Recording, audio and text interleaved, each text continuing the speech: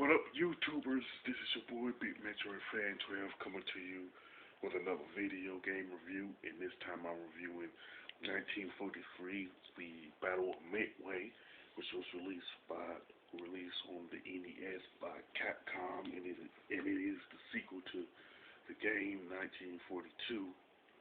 And this is a shooting game set in World War II, where the goal is where you take on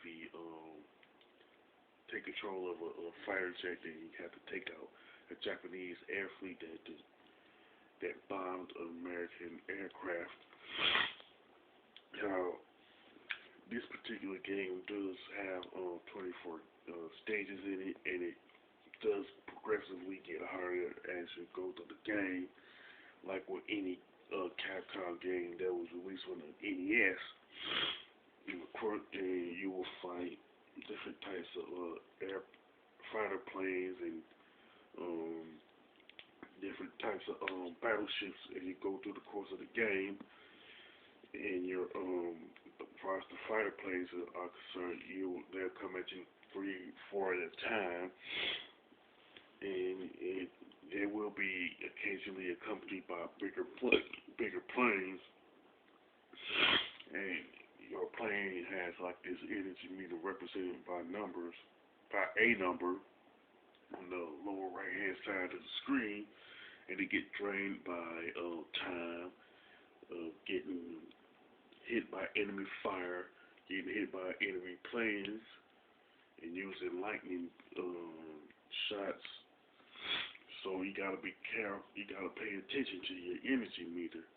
But at the same time, you can collect items that will either increase your energy meter or increase your firepower of the plane. And that's the one thing I do like about this game is that the second half of the item increases your firepower. But this game is not a cakewalk by a long shot.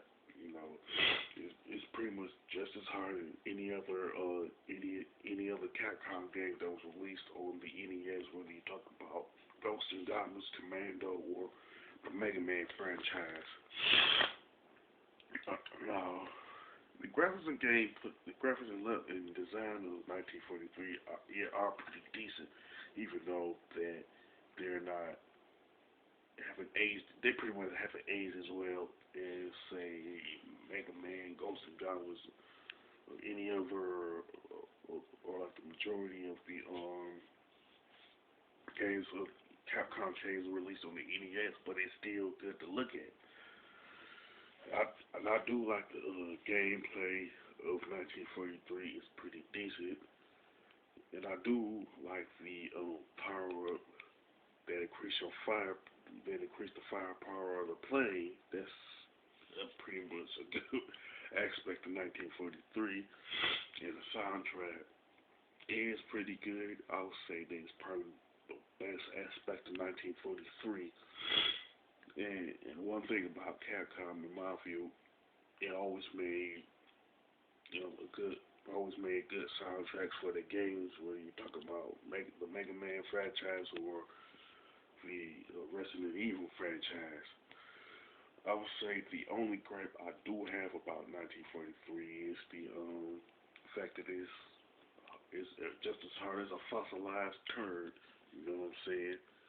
Especially when you get to like the later stages. You know, but despite the difficulty, it's still a game I would recommend to gamers.